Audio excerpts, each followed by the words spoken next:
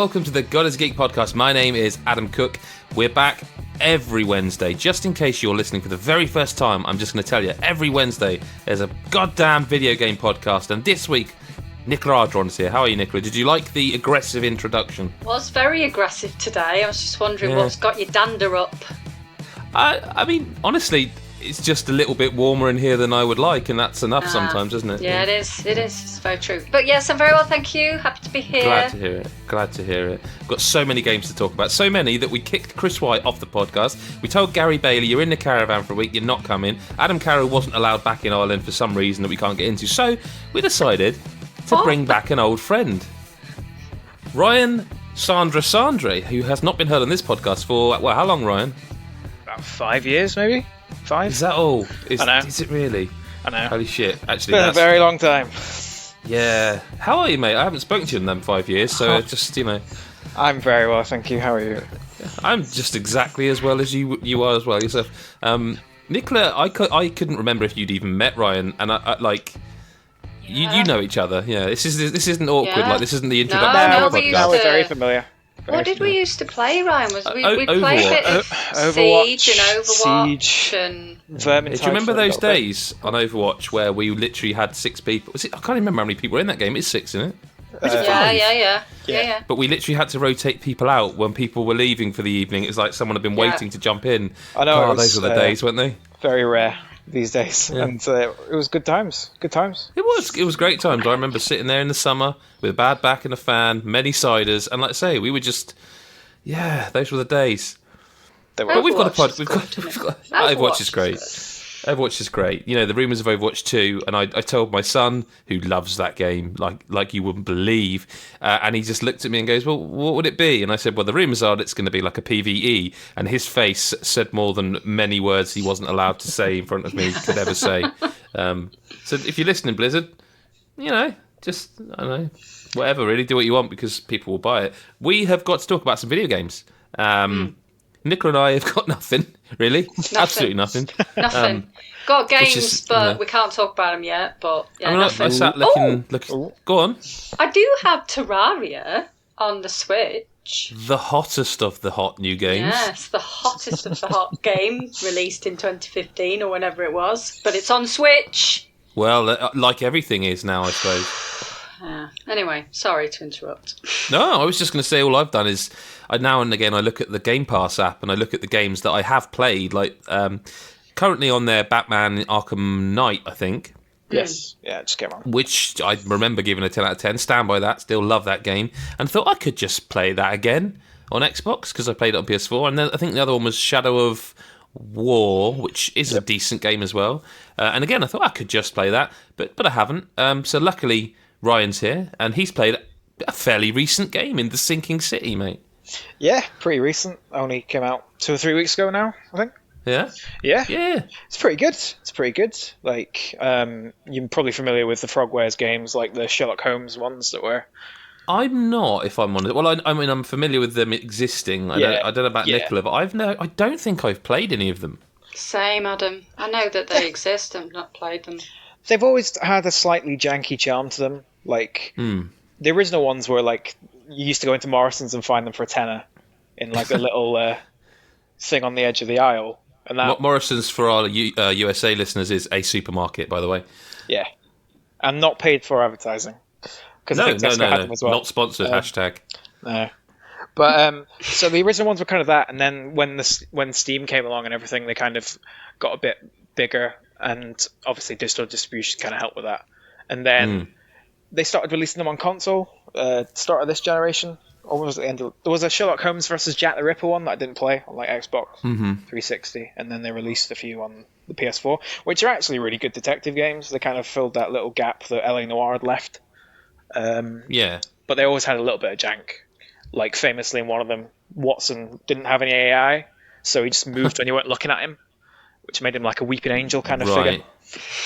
So there's a developer, I can't remember who they are under, but there's a developer that Mick Fraser really likes, and he always says that this developer, that the game ideas are always good, but they never quite get there, and he always gets super excited when I wish I could remember the bloody name of him, but this developer, every time they have a new game coming up, he's like, oh, this is the one where they finally do it, and they don't.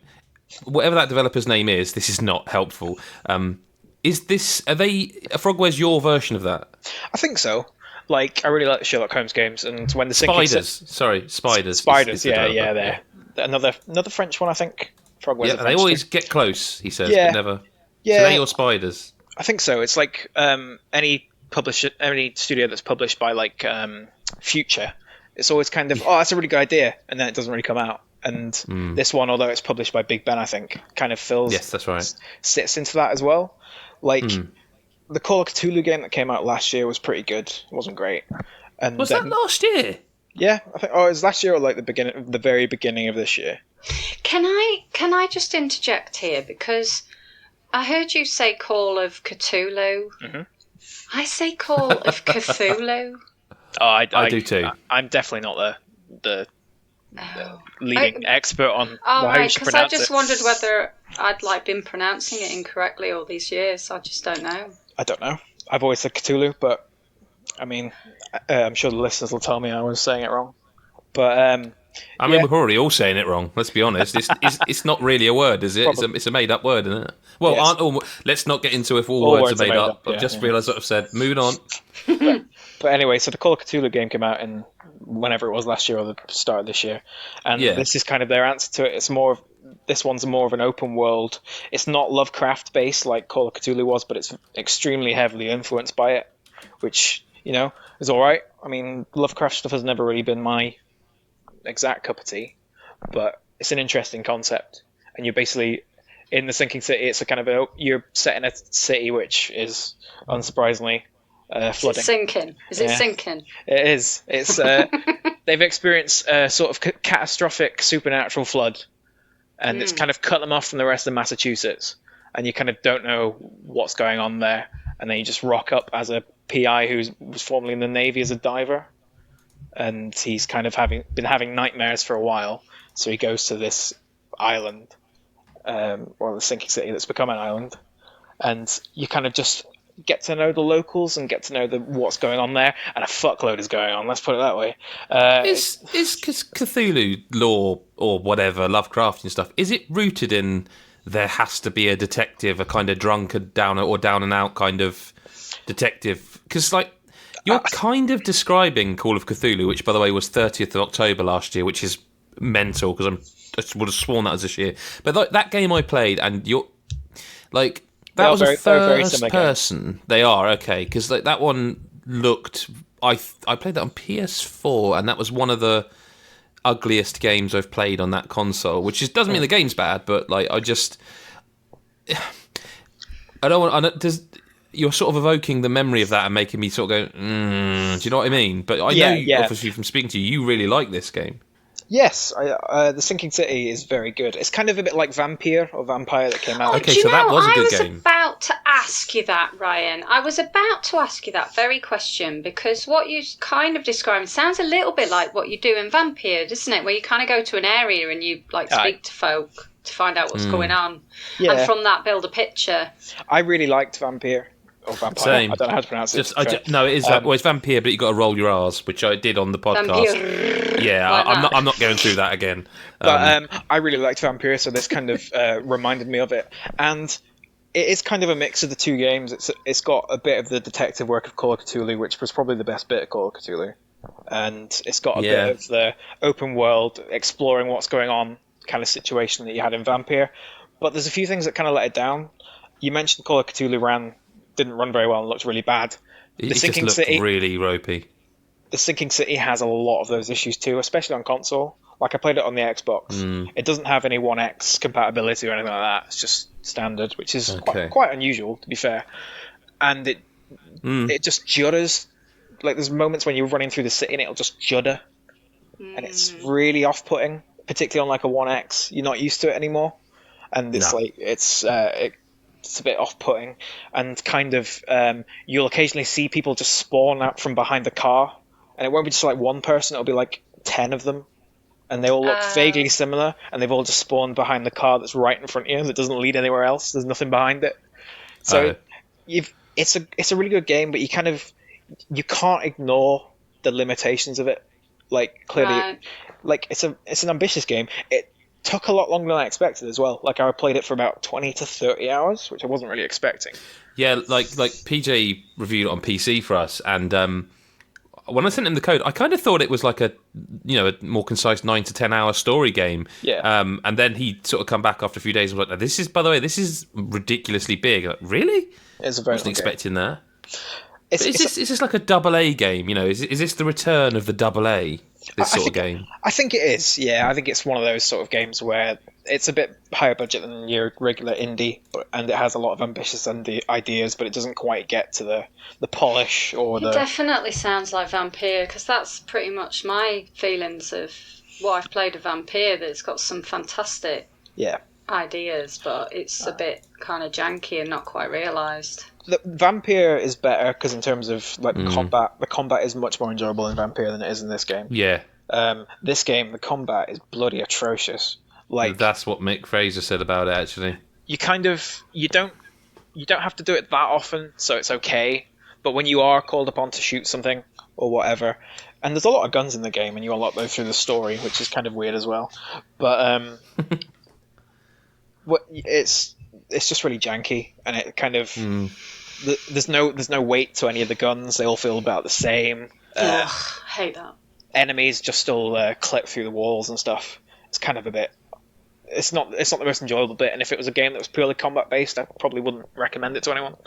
But the detective aspect of it and the sort of story and the lore, it's actually really interesting. I kind of really got into it after a while, which kind of doesn't help when you get further into the story because you're about 20 hours in.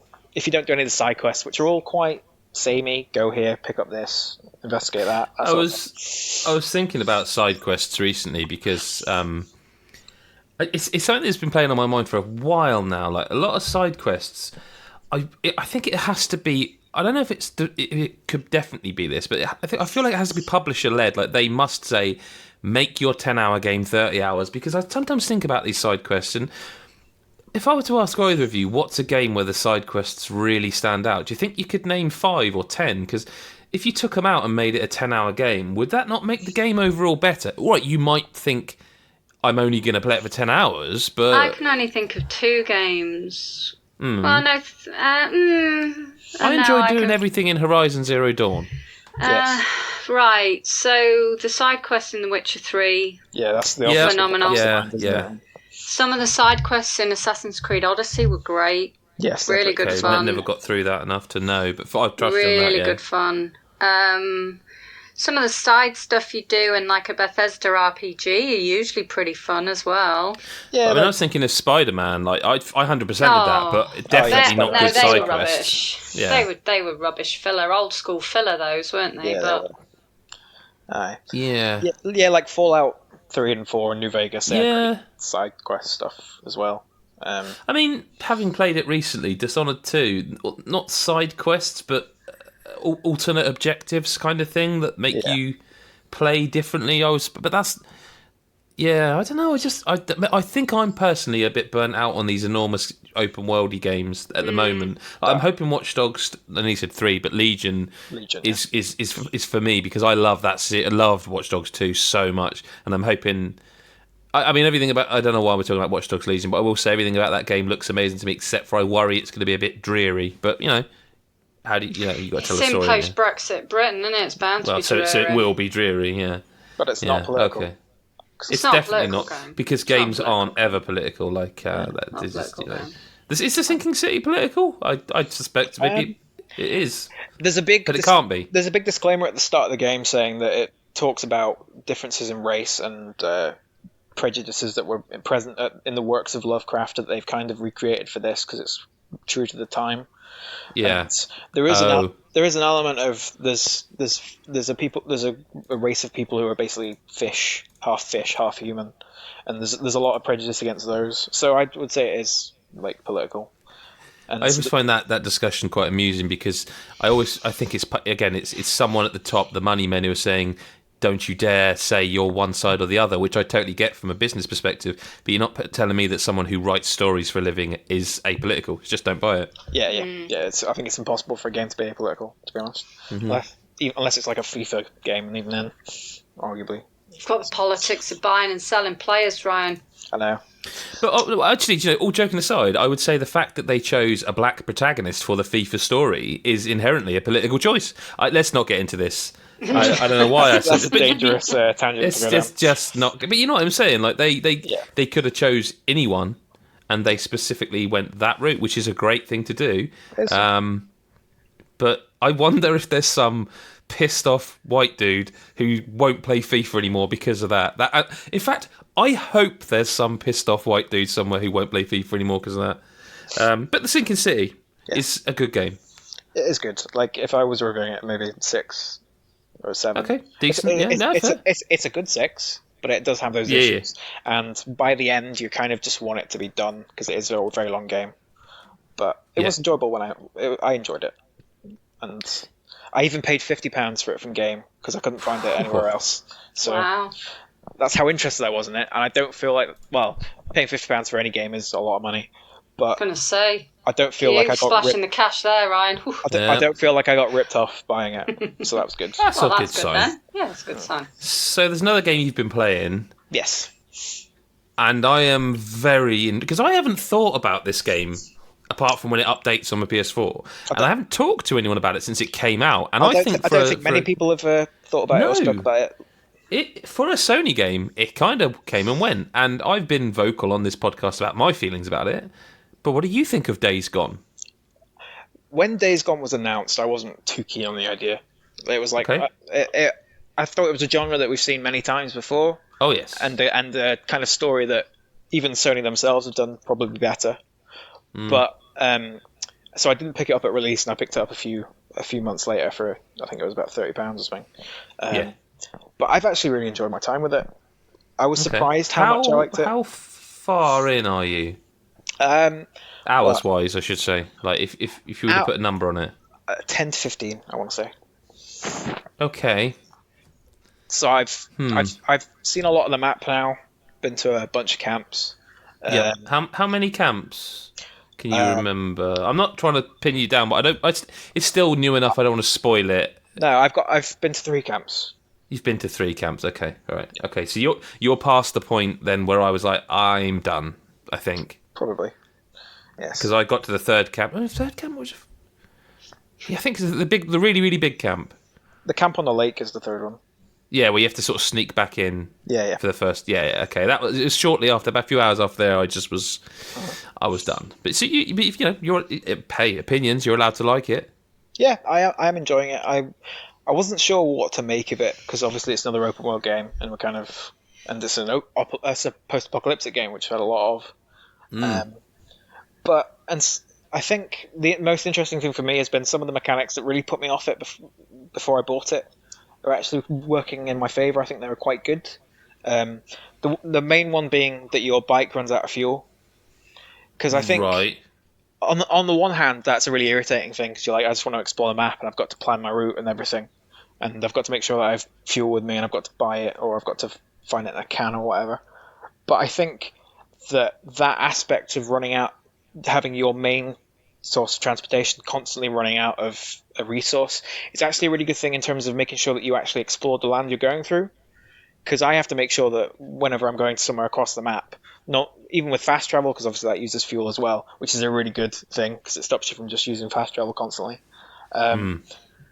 When you're constantly running out of fuel trying to get somewhere, you explore the areas in between where you're starting from and your destination a lot more because you're looking for fuel, you're looking for stuff for bandages, you're looking for that. I think that actually kind of helps it rather than hinders it because you're not just sat there pressing a button and following the GPS. You actually have to think about it. You have to think about where you're going.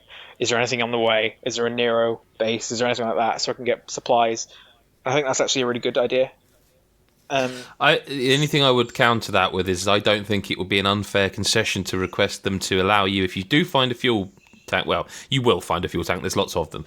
There's loads of them. But you fill up your tank, and then if there's half a tank left of it, you could just clip that to your bike somewhere. I don't think that would be an unfair thing to... It just... I don't know, obviously I've spoke to you about this, but there's a lot about that fuel mechanic that frustrates me. Like if you go into... I've said apologies to listeners, but I haven't had a chance to speak to you about this, but... like if you go into a story mission, like suddenly the fuel tank's irrelevant because they don't want you to fail out during the story. Yeah, I know. And it's like to me that feels, it's still, the more I think about it, feels like a decision they made because they knew that fuel mechanic was a bit frustrating for some people.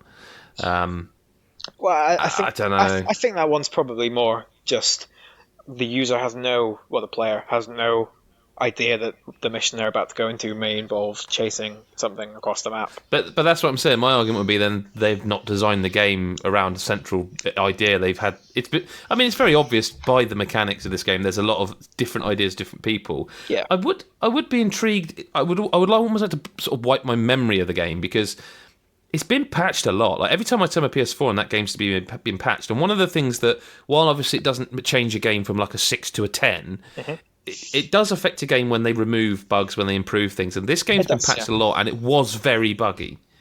I've not really noticed any bugs in the time. That's what I was wondering. So that's going to definitely enhance your experience of it, isn't it? Yeah, and there's maybe been occasional frame drops when there's a horde kicking about. Are you on Pro or? Yeah, I'm on the Pro. Yeah. Yeah, I didn't notice much in terms of frame rate. In fairness, that was one thing it was pretty good at. Yeah, it is. It's got a photo mode, doesn't it? It does. Yes, it does. I know Ryan gets mad at me for photo modes. I don't get mad at you. It does. But would you really want to?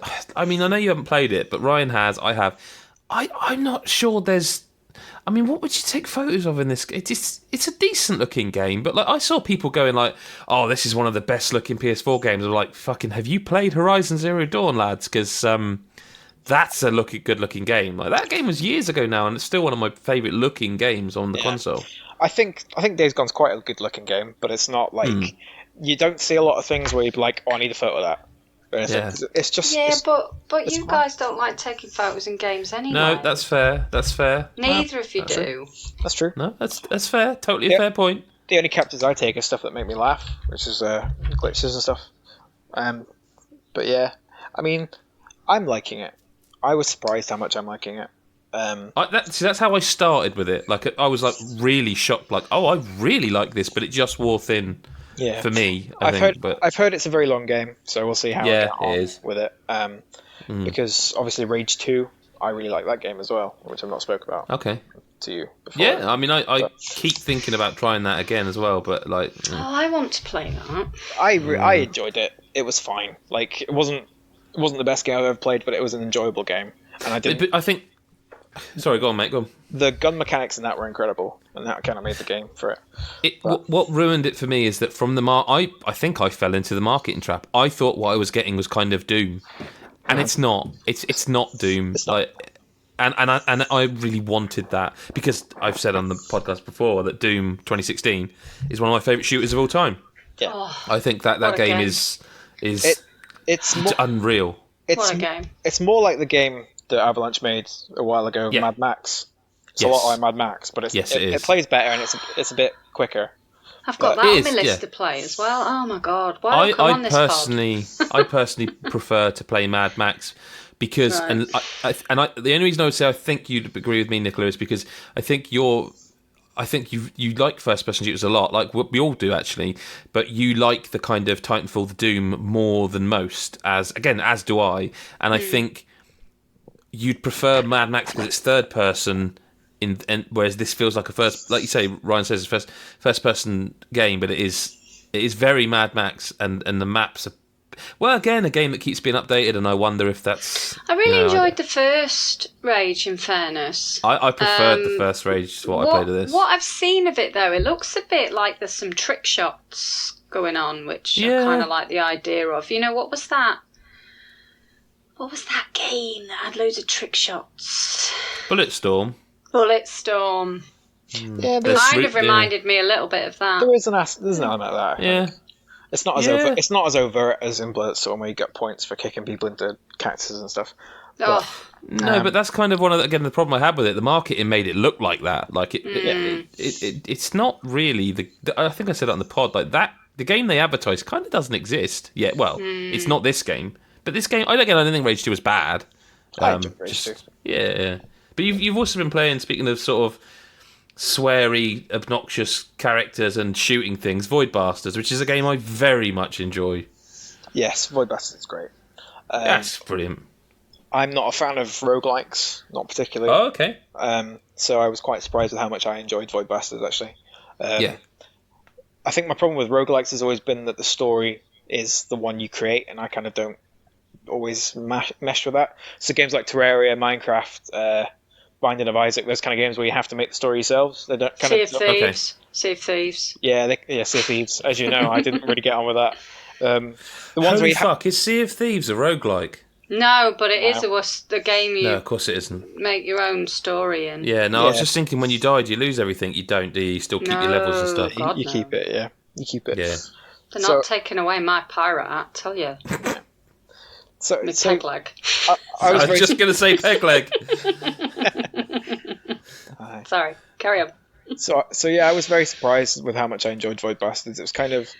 It's an interesting mix of a number of things that I really like.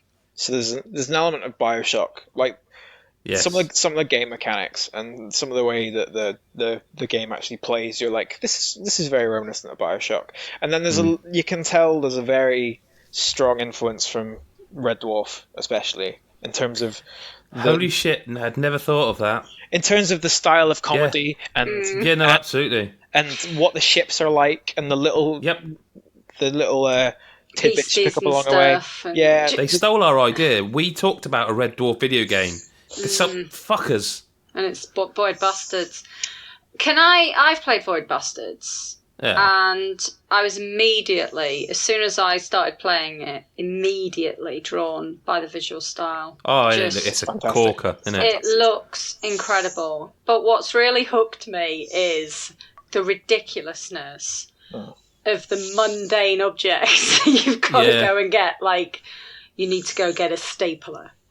It's just like a printer. Just like a printer. Yeah. It's like the most dull office equipment that you've got to go get, and I just find this idea of like this space shooter that has kind of elements of FTL as well. Did you not? There is a lot of FTL, big time, particularly with the traversal across the universe. Yeah, absolutely. But this idea that what you're actually doing is like going and getting parts for your office equipment, it's just like ridiculous. It's brilliant. That hooked me. The visual and the ridiculousness of what it is you're doing. The little Cockney enemies, what are they called? God. You've got janitors. Not them. You've got the shorter ones. The little blob thing. They're kids. I think the little kids that abuse you, essentially. I can't remember the name, but yeah, I know which one you're talking about. They're great.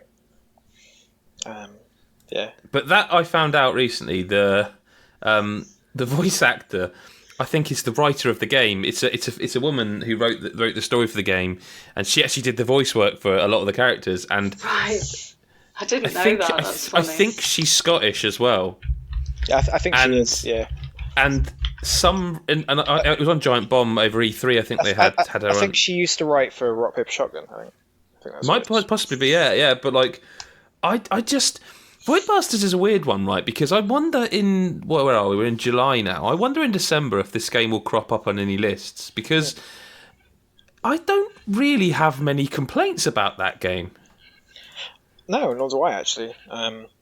It's an enjoyable game. I think it being on Game Pass day one will really help it, because obviously I wouldn't have bought it. I don't think. Not straight away. I think I'd have been tempted because, like, sometimes a visual style can be that striking. Yeah, of course. And I'm kind of amazed more games don't go the comic book route. I mean, Crackdown kind of did with Crackdown 3, but this like really embraces everything about like the graphic novel sort of thing, and it's a glorious looking game. It is great. I think the moment, just to go back to when I think I was hooked on it, was when I died the first time and my character respawned and he was a dwarf.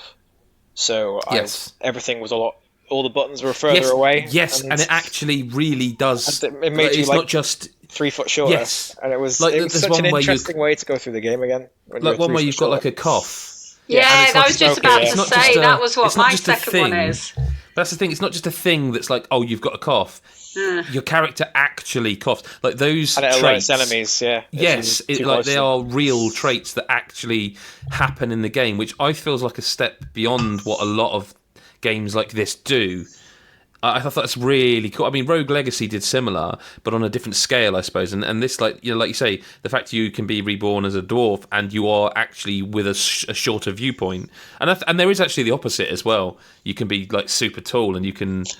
I think have to crouch I'm not sure. doorways. Yeah, I think it was more a case of you can see over things without jumping. Sort of thing. It's just a great game. It's a lot of fun. It is. Before we get to questions this week, I just want to quickly bring up something of Super Mario Maker 2, because obviously I'm still loving that game, but now it's out properly in everyone's hand and it's not just playing with other reviewers. I'm a bit worried about this game's future, because Super Mario Maker 2 is probably one of my favourite games this year, and everything they've added to it I'm just in love with. The problem is, I think the curation for the level uploads is really bad. Like, you upload a level and it doesn't get played. And sure, creating a level is fun. Of course it is. The creation is the experience as well. But you go to look at your level 24 hours later and it's been played by like 3 people, if you're lucky. I think it's one of those ones where the levels... The only time I've ever seen people with successful levels on it, I've not played it, I should probably stress that, is it when they've tweeted about it and it's something hilarious or it's something really And that's difficult. the thing, though. So, like, if you've got an audience or a reach on Twitter, great, you're going to get an experience where you can at least be sure to get someone play your level. Not everyone has that. No.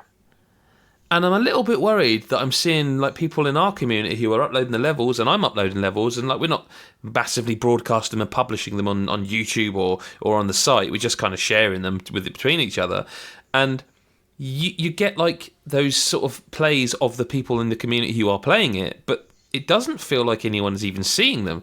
And I was watching a video that suggests that apparently, so there's like different sections. There's like hot courses, your highest rated or whatever. You can narrow your search, but one of the tabs as well is like new courses. And if you upload your course, it doesn't go into the new courses because apparently so many people are playing it and so many people are uploading courses that the queue, as it were, for showing new games is like 24 hours behind. Wow.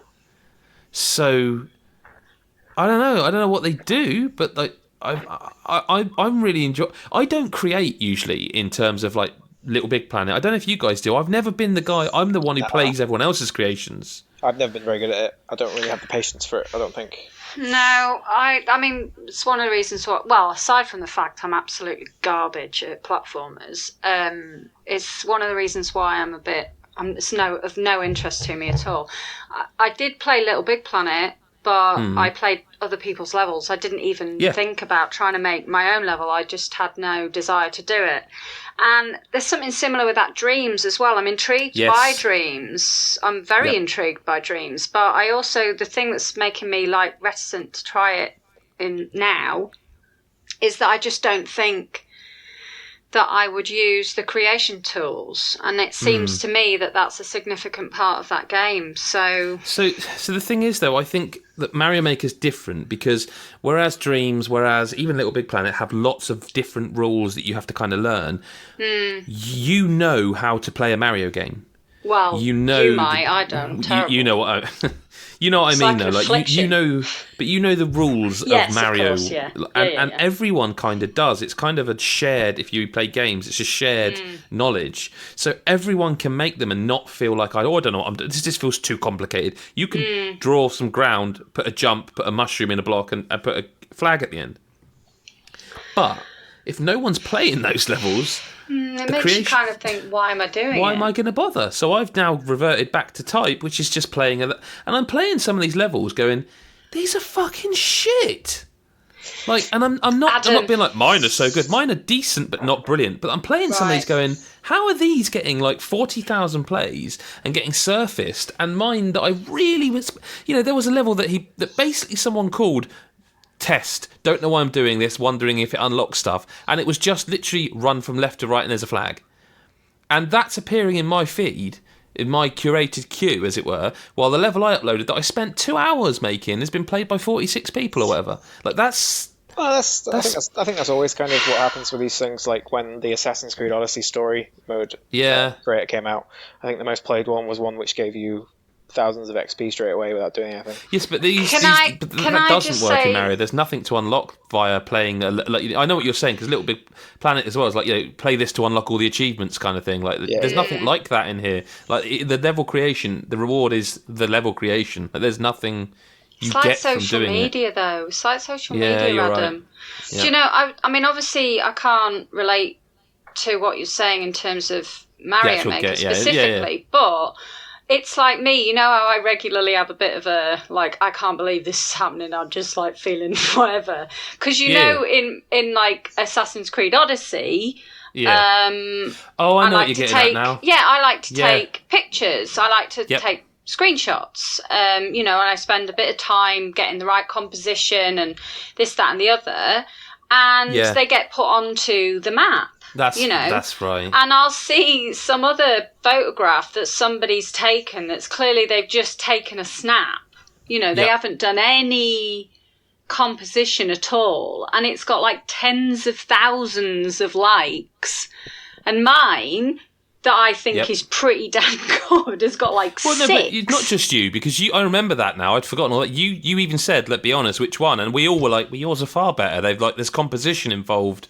You've taken the time, and the other person, like you say, just has gone Xbox share or whatever, And I'm not saying they shouldn't. Of course they should. Everyone should do whatever they want all the time, essentially, just to be safe. But, like, yeah, maybe you're right. Maybe we should just all be fucking, like, lazy and not bother, and then we'll get. It's like, well, how does that work? Because that. Yeah, I don't know. That it don't wind me up, but I do get a little bit like, how the hell has this got so many likes? It's not even good.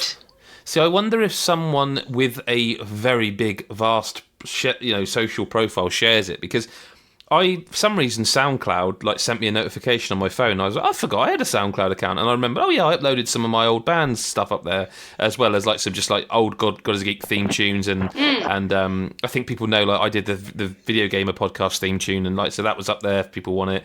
And I was just going through my stuff and going, whoa. So all of these have got, I don't share stuff on there, so it's it's not private, but it's not. I've never publicised any of it. So they're all at 80 views or that. And then suddenly one song that I wrote and recorded with my band over a decade ago has 1,500 listens. And I looked at this and I'm like, how? So did someone somehow stumble across it? And I wonder if that's it. I wonder if that's how it works. Someone with a vast following stumbles across it, shares it, and that you get the... I don't know. But yeah, Mario Maker 2, essentially, I am concerned about the curation. And I do think Nintendo need to step in and do something, because at the moment they're removing my incentive for creation. Can you tag levels then? You can tag them with 2 of how many is it? Is it 9? 2 of 9 tags. So, for example, you can tag it as themed and nice and simple, or whatever it's called, or speedrun, and this is the other thing, there is a tag, because one of the things that happened with the first game that got really out of hand is that people made auto run levels, right? And that is basically a level, if you don't know, where you click into it and you don't touch a control, but they're fucking genius. They've made it so that all the things in Mario work together to basically send Mario from the start all the way around a puzzly maze to the end without you touching an input. Super clever, but it became all you'd see, and it's like, but I actually want to play it. I've seen 200 of these now, and they're really clever, but I want to play it. So they've added an auto run or auto Mario, I can't remember, tag. And so I thought, I'm going to have a look at them. And I clicked it, I searched specifically for those, and the first 4 levels I tried weren't auto levels. You had to input, and it's like, so how do you police that? I don't know how you police that. I don't think you can, to be honest. I don't think you can either. You have to hope that everyone who plays it hits the boo button, and but I don't know how many boos gets a level hidden or... It definitely sounds like it's community curation, and to be honest, community curation doesn't often work, does it? Doesn't work, no, it doesn't. No, it doesn't. Oh, well, listen, anyway, let's get on to some listener correspondence. And Nicola, we'll ask you this one first. Thomas at LlamaFluff42 says, what's the shortest period of time that you've owned a game for, and why? It's not an easy question, I don't think. I don't know, because I'm so tight with my cash that I feel like... Does he mean you've bought a game and you've just gone, and just sold it back or something, and or sold traded it back. straight in. See, So the problem for me answering this one is that I have a very bad memory and I can barely remember the last generation, and I kind of went all digital this generation, so it doesn't. Do you know what? I can kind of answer it. My son got a Switch for Christmas, and he got Just Dance with it, and we sold it instantly. Nice. Fair enough. So that'll work. That's a good one, yeah. Oh shit! Did we sell it, or is it now still upstairs? I think we meant to sell it and forgot. I'm gonna say I sold it. Yeah. Ryan, do you have one? I don't know. Dark Souls on the Xbox 360, I think, was one that controversially I didn't get on with. Ryan, hand in your gamer badge now. I know. I have. Shocking. I should say I have gone back since and played it, and I do actually like it. But at the time, I wasn't into it because I think I was going and expecting a different game. But it's a good thing you said that, because this would have been the Dark Souls of podcasts otherwise, wouldn't it? And nobody wants that. Because I hadn't played Demon Souls, so I wasn't sure what it was. And that, well, anyway, I bought it and traded it. I'd argue that wouldn't have helped you. I'd argue that you could play Demon Souls and still not know what it is. Yeah, I bought it and then wasn't gelling with it, and I sold it the next day. So it's a good answer that will anger people, but listen, he importantly said he did get it back and played it since. And I really love Bloodborne. Bloodborne's fantastic. Well, so. yes, absolutely. So, yeah. I don't know. Sorry, Thomas. I don't know how to answer it. I've got plenty of games that I've put on and gone within the first minute. Speaking of which, Nicola, not to call you out on the podcast, but how far have you played of Breath of the Wild out of interest? Oh, don't. Yes, that's what I thought. Well, perhaps this is the Dark Souls of podcast. Now we're in it. I've played about 6 hours. It's not like I've that's played 6 not hours, enough, but I've kind of got sidetracked. I forgot about my Switch for a while, to be honest, Adam. I did too, in honesty. I lent mine out for a while. So. Wow. Yeah. Lending a console out is an incredibly trustworthy thing to do. I know. I got it back. That's great. But thank Christ for that. And I finished Breath of the Wild after about 70 hours. But there was a time where for 6 months I lent it to someone. I didn't have it. I will say, this isn't the question, but if there was a single game... No, I'm writing the question. I'm going to make it up as I go along. If there were 2 games I could erase... No, 3 games I could erase from my mind forever and then have to play them for the first time again, it would be Breath of the Wild and The Witcher 2 and 3 and Mario Odyssey. 4 games. If there were 4 games, I could wipe from my... Thomas wants to know, this is just a quick one. Go back to you for this, Nicola. Should indecisive people be allowed in the subway? Oh, no, hang on. In Subway, I think he means the restaurant. Does he mean like the sandwich place? He means the sandwich shop. Yes, I think it makes more sense. I'm going to say yes, they should, because I'm one of those people. Sorry, Thomas, again. Apologies. I can't believe Thomas is gatekeeping Subway like this. I know, it's an outrage. But, is that a joke I'm allowed? Can I make that joke? I'm just not sure I've said it now. I'm the one, I'm sorry, but I am the one who goes, they'll go, which bread do you want? And I'll go, what have you got? But is that not because kind of all of the bread's a bit awful? What have you got? Honey oat? Honey oat, okay. I'll have a honey oat. I tend to go for Italian and then wonder why I have. I don't go into Subway that often, Normally. You see. Yeah, I don't go in, so it's not like I know what I want, like the menu, like the back of my hand. It's often like, ooh. Do you know, the last time I went into Subway, I went in, my wife was at work, and I thought, we've got a Subway in town. Why not? So we went in there, and we all had footlongs, because, listen, we're grown boys. Well, they are. I probably topped out a little while ago, but that's not the point. We all had footlongs. Yeah, the shrinking man. We all had footlongs, and, the cashier sort of goes like, and I think it's like £25 or something, and I walked out the shop and went... Yeah, that's the thing. And I walked out the shop and went... Been mugged. Wait a minute. Have I just paid double and I've never been back since? Because I think I paid for 3 footlongs, but they charged me for 6. So, yeah. Ryan, should indecisive people be allowed in Subway? I'm not sure. Oh, fence sitter. Oh, good one. Good one, Ryan. Of course they should. Really? Yeah.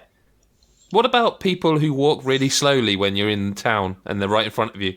Oh, and slow walking is a different kettle of fish. Like, I mean, all right, let me rephrase it. If someone's like walking really slowly in front of you and you want to get round them, but you can't because they're sort of just taking up all the space, should you be allowed to just kick them in the back? Perhaps not that extremely, but I think it should be socially acceptable to shout at I them find really loudly. sighing loudly works. How loud a sigh are we talking? Pretty loud. Just like, oh. How close are you to them? Are you like right on their shoulder, whispering in their ear, like, "I'm going to kill you"? Get out of the way. But you can identify with it, right? Just someone really like properly ambling down the road. And you're like, it only bothers on. me when I'm like, running late for something. I work in the middle of quite a busy city, as you know. Yeah. And there's a lot of tourists outside my work, and it's constantly trying to get into work, and they're just in the way. So yeah, I get that one. But I'm kind of one of these people that if I'm going from A to B, I want to get to B.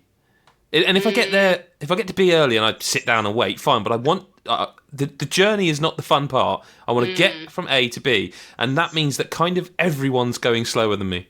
Yeah, I'm a fucking real irritable person when I'm out and about because I find I got asked the other day. Do you know what? She was lovely, so I'm not going to complain about it, but. One of the perils of being tall is this lady just turned around to me and she just looks at me and I'm with my wife. We were getting ice cream. As I say, grown lads. And she just looked at me and goes, "Oh, you're lovely and tall, aren't you?" And I just went, "I'm tall." Yeah, she goes, "You couldn't see if there's any," and I think it was like latte flavoured Ben and Jerry's or something. No, I don't know what it was. Latte flavoured something at the top there. And I went, "Yeah, I'll have a look for you." And my wife's quite short compared to me anyway. And I just, there wasn't any. And it's not a particularly interesting story, but I did appreciate you're lovely and tall, aren't you? Because I think she's assumed a lot. I am lovely, but she's assumed a lot. But there wasn't any. They were out of the latte ice cream, and I felt somehow responsible for that. So I went home feeling a bit sad because honestly, I hadn't seen that latte ice cream, and then I wanted it, and because I do like a coffee ice cream. I do. Matt King says at Kinger_8938. He says, "How do you? No, I'll try that one again. How do you decide what platform to buy a game on? It used to be whatever platform would look the best, but I just bought Crash Team Racing on Switch solely because I need something to do while Love Island takes over our one TV every evening."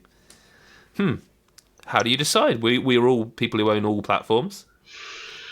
I decide on which platform, like if it's going to be like a co-op game or a multiplayer game, it will be on the basis of who of my friends are getting it on which platform. So that's the first decision. If it is a single player game, it's often for me, because I'm an idiot,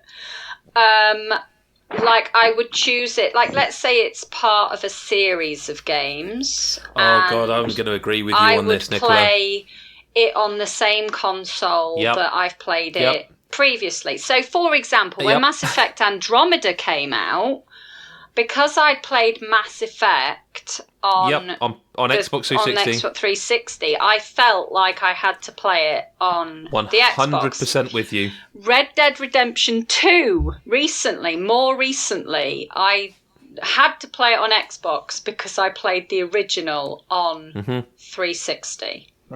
So there's that kind of weirdness. So it's dependent on where my friends are playing. And also dependent on... But if it's a brand new game, brand new IP... Oh, good point. I don't know. Here's one for you, right? I don't know, actually. I'm not really that... I go Xbox One X if it... I haven't got that. I've got a base PS4 and I've got an Xbox One S. And... I was Switch, obviously. So I think I have a set formula of sorts. Yeah. For what I'm going to get. If it's a game that I really want to play and it looks good, and I don't really play multiplayer often, so it's always Xbox One X for me.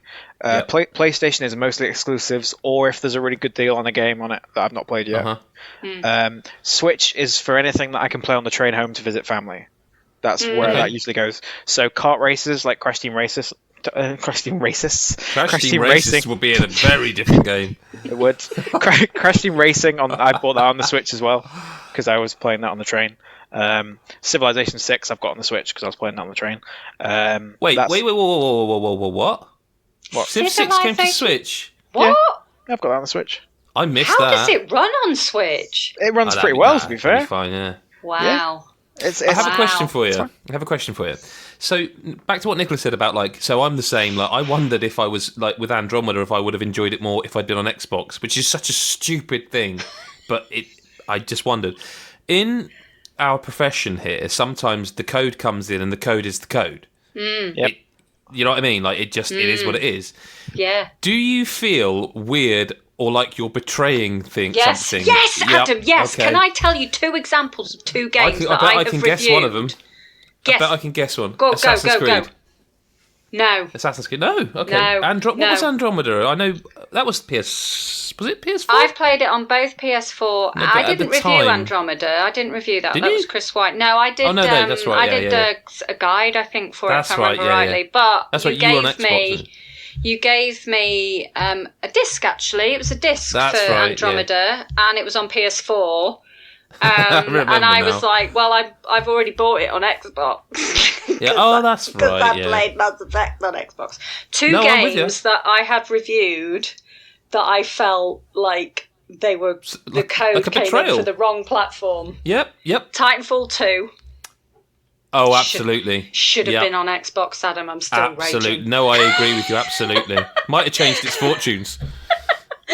And the last Wolfenstein, A New Colossus, because I played the other one on Xbox, and I was like, I'm not happy about this. I'm not happy about this on PS4. No, it's a weird thing, because it proves that no one's a fanboy, because it doesn't matter what format it's on, as long as it's the one that sits right with you at the time. Yeah.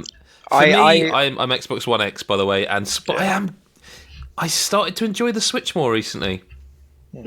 I can... some evenings I've just been sat there with the Switch in my hand and I'm like, I'm playing an old game, and it's I've started to get that thing of why people want everything on Switch. I hope they do. This won't make people happy.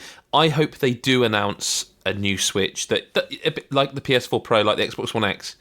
I hope that we get the Switch Pro. I really do. So it doesn't, divide the player base, because it's the same console, but it just can push games a bit harder.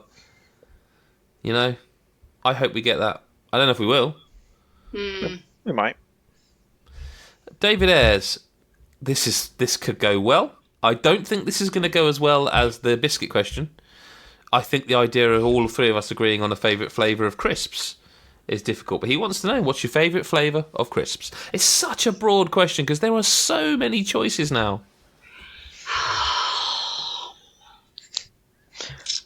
It depends on the brand.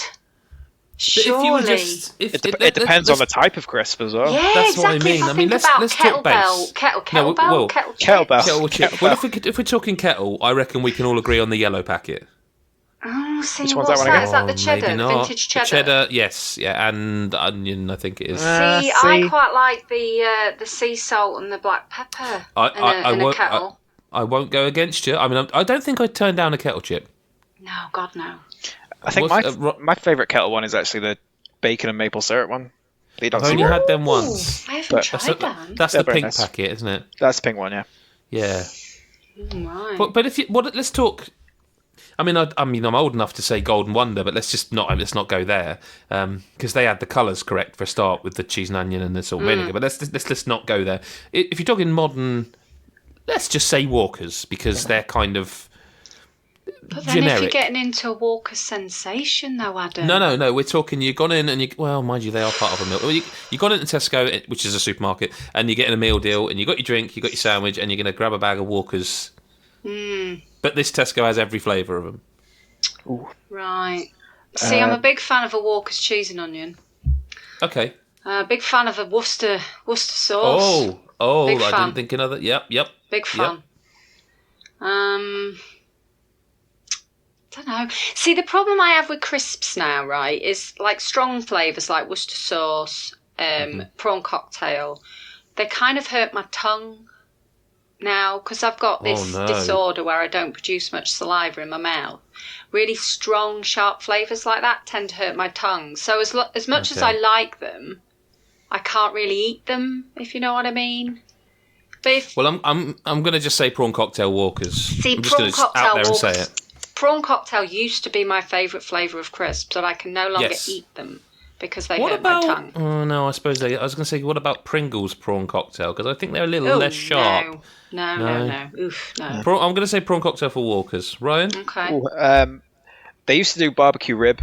I don't know if they still do it. Oh wow, yeah. It was in a black packet. Black packet, yeah. And that was by far my favourite flavour of crisp, especially Walkers. I can't actually remember the flavour. I'm going to suggest a couple of packets of crisps that I've had recently, and they don't. When you look at the bag, you're like, yeah, they don't look like they'd be amazing. So there is a new, I think it's called Walker's Max Strength, right? And I did tweet a picture of these a while ago. They've got spicy chicken wing flavour. They are dangerous, and they are very hot. And I would also say the cheddar cheese and jalapeno ones. I think I've had the spicy chicken wings one actually because they're always on offer in supermarkets. So yeah, they're like £1 for a bag, aren't they? They're all right. Like they're good with a beer. They're good with a beer. Yeah, well, it actually says that on the packet, by the way. Yep. It actually says good with a beer. But here's the other one. I can't remember the brand. I think it's McCoy's. Okay, and it is called curry flavor. They are like chip shop curry. Tried them. Not tried chip them. shop curry, and they are. Do you remember the old fish and chips crisps that were like? More like snack. They're literally in the shape of fish and chips. Yes. These are in the shape of like a chip, and they're crinkle cut, and they are chip shop curry, and they are like we tried them because I was like, yeah, let's try them, and the bag was gone. Like my kids and I and my wife, who's not even a big crisp fan, my God, they were just ravaged. They do like a salt and vinegar flavour as well, and I'm a big fan of salt and vinegar. But every time you look at them, you're like, yeah, but them curry ones are so good. I mean, the answer is to buy one of each, but what we did is just bought 2 of the curry ones, so it didn't work. I don't know how I'm going to buy the salt and vinegar ones, but yeah. I don't know. Is there any other flavour of? I do like a prawn cocktail Pringles, but we're not talking about Pringles because Pringles chat is banned from this podcast. Takes me back. I've got I'm sorry I said PTSD from them. Understandable. See, I'm a big share bag fan. Absolutely. So I quite like the Walker's Sensations. The chili ones. I really like the Thai sweet chili. Delicious. So is the vintage cheddar and onion. Delicious. Not had them. The chicken and is it tarragon ones? They are really nice, but they kind of leave a bit of a horrid aftertaste. Not horrid aftertaste, but they've got a really strong aftertaste. They really hurt the roof of my mouth, those ones. Oh, do they? Yeah, I don't know why. But I tell you what, though, they go down well with a nice glass of wine. Them buggers. The Sensations Peking spare rib crackers are really good. They're really good. They do a lime and something. Yes, one. they do. Oh my God! Oh my God! They're amazing. Okay. Last question this week. Dane has asked, rank your favourite Star Wars in Mario Maker 2, best or worst. I'm guessing this is just for me.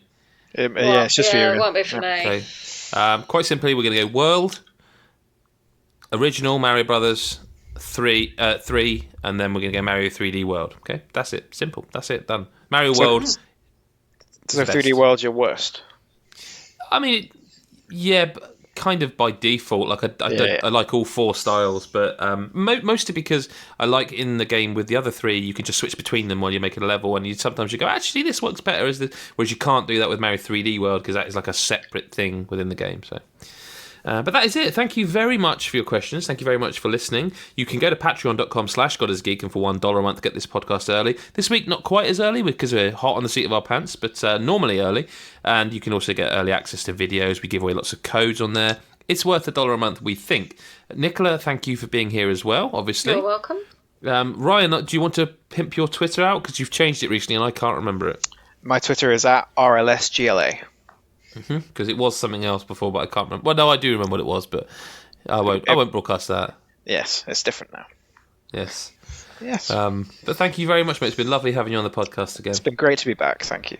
And everyone else go follow him. Ryan's a lovely man, and he's been in or around God is a Geek for a long, long time, and we miss him, but here he is. So thank you, Ryan. Nicola, do you want to pimp your Twitter while my dog barks outside the door? which hopefully isn't being picked up by the mic. My Twitter is at wavy_gravy_EY on both of those. Thank you very much. Mm-hmm. Okay. And of course, follow at God is a Geek. And if you do have a moment to spare and you listen to the podcast every week, and we don't ask you anything of you other than to listen, really. If you don't want to be a patron, that's fine. But if you do enjoy the podcast and you could just review and rate us in iTunes or whatever podcast app you use, that helps our visibility immensely and brings us to new listeners potentially. And why would you not want to share the love? Thank you very much for listening, and we will speak to you next week or whenever you choose to listen. Bye-bye for now.